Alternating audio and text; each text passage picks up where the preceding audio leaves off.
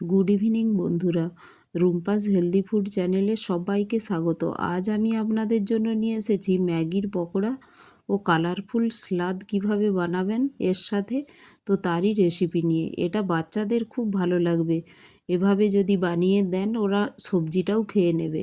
তার জন্য আমার লাগছে 3 ধরনের ক্যাপসিকাম, ম্যাগি, ডিম আর স্প্রিং অনিয়ন কুচিয়ে নিয়েছি, ধনেপাতাও কুচিয়ে নিয়েছি, লবণ, জোয়ান আর চিলি ফ্লেক্স নিয়েছি, আর নিয়েছি একটু কর্নফ্লাওয়ার। আর এখন আমি ম্যাগিটা একটি ফুটন্ত জলে দিয়ে ম্যাগিটা আমি ফুটিয়ে নেব। আর আমি 3 ধরনের যে ক্যাপসিকাম নিয়েছি ওটা পকোড়া বানানোর জন্য এইভাবে কেটে নিয়েছি, টুকরো ফাইন করে কেটে নিয়েছি। আর এইখানে ম্যাগিটা যে ফুটন্ত জলে দিয়ে এটা নাড়াচাড়া করে আমি দুটো পুরো নিয়েছি আর একটা হাফ নিয়েছি, এই জলের মধ্যে দিয়ে দিলাম। দিয়ে একটু নাড়াচাড়া করেই আমি গ্যাসটা বন্ধ করে দেব, কারণ এটা বেশি নরম হয়ে গেলে এটা লেগে লেগে যাবে। তাই এটা এইভাবে হয়ে গিয়েছে, নাড়াচাড়া করে 1 মিনিট রেখে দেব। দিয়ে আমি এই যে ছেঁকে নিচ্ছি, দেখুন গরম অবস্থায় আমি ছেঁকে নিচ্ছি। আর এটা এখানেই ট্যাপে ঠান্ডা জল দিয়ে আমি ধুয়ে নেব, যাতে ম্যাগিটা ঝরঝরে হয়ে যায়। তো দেখুন এইভাবে ট্যাপ দিয়ে জল দিয়ে এটা ধুয়ে দিয়েছি। এখন বাউলে ম্যাগিটা নিয়ে নিলাম, আর এর মধ্যে ম্যারিনেট করার জন্য দিয়ে দিলাম একটি ডিম, আর দিয়ে দেব চিলি ফ্লেক্স, স্বাদ মতো লবণ আর জোয়ান। এখন এর মধ্যে দিয়ে দেব যে স্প্রিং অনিয়নটা কেটে রেখেছিলাম, স্প্রিং অনিয়নটাও দিয়ে দেব, আর ধনেপাতা কুচিও দিয়ে দেব।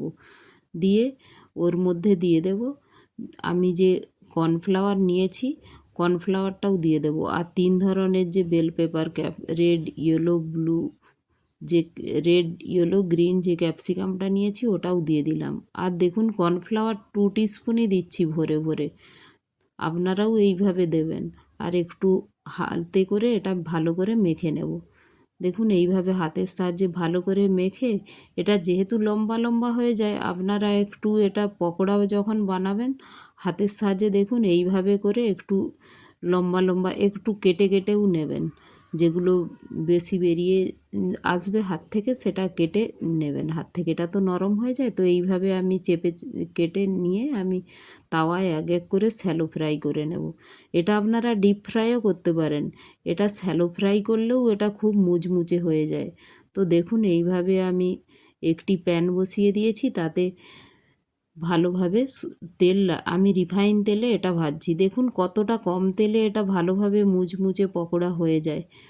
তো এইভাবে আমি দিয়ে দিলাম পাতলা পাতলা করে, সবগুলো এইভাবে আমি ভেজে নেব। আর এটা আমি ননস্টিকের তাওয়া ইউজ করছি, তো কতটা কম তেলে হয়ে যাচ্ছে দেখুন। আর এটা দেখুন এইভাবে এক পাশটা হয়ে গিয়েছে, আমি উল্টিয়ে দিচ্ছি। এইভাবে করে আমি পুরোটাই ভেজে নেব। আর যেহেতু একটু ডিম আর কর্নফ্লাওয়ার আছে, তো এটা মুচমুচে তো অটোমেটিক হয়েই যাবে। তো এইভাবে আপনারা যদি নিরামিষ করতে চান তো স্প্রিং অনিয়ন আর ডিমটা দেবেন না। দেখুন আমার ভাজা হয়ে গেছে, এইভাবে পুরোটাই আমি ভেজে নিয়েছি। আর স্লাদের জন্য 3 ধরনের ক্যাপসিকাম এইভাবে কেটে নিয়েছি লম্বা লম্বা করে। আর নিয়েছি বিনস, বাটার আর গোলমরিচের গুঁড়ো। এখন কড়াইটা গ্যাসে বসিয়ে দিলাম, আর ওর মধ্যে দিয়ে দেব বাটার। বাটারটা পুরো মেল্ট হতে দেব না, বাটারটা হালকা মেল্ট হলেই আমি ওর মধ্যে দিয়ে দেব বিনস। কারণ বাটার বেশি মেল্ট হতে দিলেই এটা ফ্লেভারটা হয়ে যায়, আর বাটারটা পুড়েও যায়, ব্ল্যাক ব্ল্যাক হয়ে আসে। তো আমি হালকা মেল্ট হয়ে আসতেই ওর মধ্যে দিয়ে দিলাম বিনসগুলো। যেহেতু বিনসগুলো একটু সময় লাগে হতে, তো বিনসগুলো দিয়ে নাড়াচাড়া করে আমি একটু ঢেকে দেব।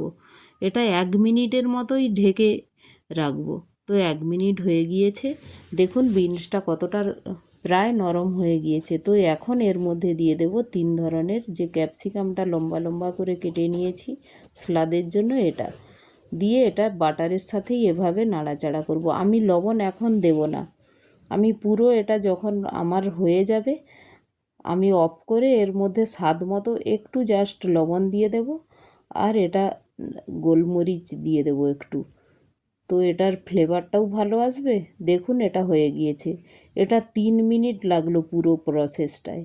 2 মিনিট এটা আমি রেখেছিলাম। আর এটা যেহেতু স্লাদ তো হালকা কাঁচা থাকবেই। দেখুন স্বাদ মতো লবণ দিয়ে দিলাম আর দিয়ে দিলাম গোলমরিচের গুঁড়ো।